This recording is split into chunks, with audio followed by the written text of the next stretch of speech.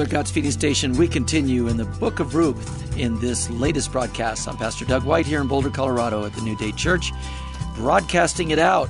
Henry Loke, he's in another studio right next door. And give us the title if you have one, and give us a little navigation. We're chapter 2, probably 1 through 8 or 9, and just titled it Boaz, because we're going to meet and find out who Boaz is. New today. Character in the movie. Yep. Wow. I had somebody once say to me, they were new to the church and a long time ago, and they were in a relationship that had some pretty interesting rocky signals around it. Mm-hmm. And I said, so how are you doing? And the guy goes, I feel like someone just saw me as their Boaz. Okay. I never forgot that. So Here we go. Let's see what that might mean. Now Naomi had a relative on her husband's side from the clan of, I should let you do these names. You do such a good job. Elimelech. Okay. Elimelech, yep. Okay. A man standing whose name was Boaz. And Ruth, the Moabite, said to Naomi, let me go to the fields and pick up the leftover grain behind anyone in whose eyes I find favor. Naomi said to her, go ahead, my daughter. So she went out and began to glean in the fields behind the harvesters. As it turned out, she found herself working in a field belonging to Boaz, who was from the clan of Elimelech. Mm-hmm. Just then, Boaz arrived from Bethlehem and greeted the harvesters. The Lord be with you. The Lord bless you. They called back. Boaz asked the foreman of his harvesters, whose young woman is that? The foreman replied, she's the Moabitess, who came back from Moab with Naomi. She said, please let me glean and gather among the sheaves behind the harvesters. She went into the field and has worked steadily from morning till now, except for a short rest in the shelter. Okay? Yep. Well, I'm thinking, here's what I was thinking. He's checking her out. That's what I'm thinking. But kind of like, what does that mean? You know what I'm saying? Yeah, I think not for the reasons that people may think. Yeah, he's caught her interest, I guess, is what there's something. Well, right? But he's also owns the land. He understands that when the servant tells him that she's with Naomi, right? Right. That because he's part of Elimelech's family. Yes. Boaz is. So he's going to be taking care of it. He knows Naomi's not part of his family. Right. Ruth is with her. So he's just taking care of family, I think, on some level. And so isn't there a little sign of hope here, man, like a relative? Yes, there is. Well, okay. you know who Boaz is, right? I do. So remember Rahab? For those, yes. Rahab is the prostitute who hides the spies? Who hides the spies when they come into the promised land. Okay. Boaz is her son. Okay. Which I didn't realize before, until doing the prep on this. Didn't realize that Boaz. It was fascinating to me to find out that he was her son, and how this all works to God's plan. Just unbelievable how this all works. So Boaz is part of the family. He's part of the family unit here, and so as they start to reap and stuff, Ruth goes out and acts, and wants to just go behind and get some food. They need food. She just wants to go behind the harvesters and glean what's left. Well, so let me jump in a little more on something I said earlier, and I liked when I made this statement, he's kind of checking her out a little bit. And you're like, well, not the way people think. I think you're absolutely correct. Mm-hmm. But what I guess what I mean, it is going to go there though at some point. But what I mean primarily is he's probably he's inquisitive. He's a very wealthy man. Okay, it's his land. Mm-hmm. He's been an employer who's provided work for all these people. From what we'll learn about Boaz, he's filled with respect. He's a very honored guy. He's courteous, and he's sensitive, and he's what we'd call a benefactor. He's one of these guys that in the land provides a lot. And so he's bringing a little bit of hope into Naomi's heart, I think. Mm-hmm. And my understanding is he's got high moral character too. Yeah. Okay, so all this is coming into being, right? Mm-hmm. Yeah, okay. And there's a law in the land that says, you're not to just plow under everything that's left after the harvesters go through. You're supposed to leave it for the poor and destitute to come through. Correct. So they have stuff to eat. And in my commentary, it says some landowners left as much as a quarter of what they grew. They would just leave it there so that people would have enough to eat. Right. Okay. And so Ruth knows this. Naomi knows what the laws of the land are. Correct. They know that this guy's a family guy.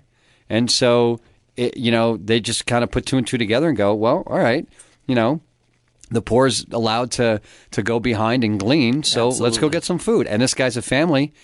He's a member of our, we're a member of his family. Right. So maybe we'll catch a break. And off they go. Now, here's the part that's interesting to me, okay? There was a famine. Right. And so Naomi leaves. Was she gone around 10 years, wasn't it? Something like that? Okay. There's the death of the husband, the death of the sons. She comes back. She's filled with bitterness. She's rolled the dice, however you want to say it. It did not go the way she wanted. Now they're back, but she's got a Moabite woman with her. And I'm going to tell you, if there's anything I've learned as a pastor, this wasn't a coincidence. No, this not didn't at all. happen by chance. Like you think you're rolling the dice and it comes up. Okay. No, So all of a sudden, you realize that God used a famine to move a prominent family from their ancestral land to a new land to make a connection with Orpah and Ruth. There's death involved. She comes back, and at just the right moment, there's a connection. Okay? Yeah. Now, think back. It's probably been 15 broadcasts back on the latest broadcast when we did that one on put down your phone. And there was a long time ago. Yeah, there was a guy and a gal that met because the guy wasn't looking at his iPhone. He saw someone. You know what I'm talking about? Right. Asked for directions. How many times do we get bitter in our hearts when things are not going the way we want, and all of a sudden you realize God has got this thing so orchestrated out because He has foreknowledge. He knows the steps, and we meet the right person at the right time. So here's how I'm going to give you a great example. We started New Day. You know some of this, Henry, but we had a gal here who led our worship. It really did not work out. And there was a struggle at the very end of the time that she was here, that there was some bitterness that set up in the hearts of several people in the way it was connecting. But we wouldn't have met you, Henry, if we hadn't have had her. Okay? And because you've been dreading it and regretting it ever since. But we met you through that connection. Right. And I'm telling you, it was feast and famine. There was things about her that were just wonderful. She did what God wanted her to do while she was here. Correct. He clearly did. Yep. And it looked like it was ending in a painful way. But she went on to get a great situation, and God has made wonderful things happen in her life. Yep. And we've been dreading it ever since here. So, well, yeah. And so I want our audience. So God's to think feeding of their station lives. will be dug only from this point out. Look at our lives, right? And look how this stuff works. Yep. We got to be patient. We really do. Yeah, we do. And Boaz is obviously a guy of great faith because he greets them with that kind of spiritual blessing. And so there's this whole connection that just the timing of it, like you said, that Naomi's got nothing else to lose at this point. The famine's over. Well, let me go back home. I've got no family. Let me go back home. Maybe I'll catch a break there. Ruth decides to go with her, and now they go to a member of the family's field just to get some food, and she gets to meet Boaz, and this thing's going to just blossom from here. Interesting that he greets Ruth as my daughter, which is probably a big indication of the difference in age between the two of them, I think. And so, because I would assume Ruth is pretty young at this point, being Naomi's daughter-in-law. Sure. So, she's probably in her 20s, I would think, early to mid-20s probably. And Boaz seems pretty established. So there's probably a bit of a difference in age there. So there's a rich and a poor issue contrast as well. Yes, there is. Okay. Yep. There's age, there's rich and poor. Obviously, the Old Testament law, we look at, I think it's Leviticus 19 and then also in Deuteronomy 24, where the landowners were instructed not to reap, completely. And I think it was the corners of the fields, and they left gleanings for strangers or the poor. And so obviously the first thought is she's a stranger when Boaz takes notice, who is this young girl? But she also would come under potentially the poor because she's coming with Naomi. Right, exactly. Yeah, so they're gonna bless this. Yeah, she's just doing what is her right? What is her right by law, being poor and struggling to go into the field and glean behind the harvesters. That's what law lays out that they can do, and so she takes advantage of it. So here, what about this? I'll make this my closing thought here. as we're moving in the story, Naomi steps back into the land, don't call me Naomi, call me Mara, because the Almighty has made me very bitter. And then she is actually referring to the fact that she's got a barren womb. She's pretty upset about that, okay? And so now God's moved her into not a barren field, but a fruitful field. And obviously, as the story continues, there will be offspring.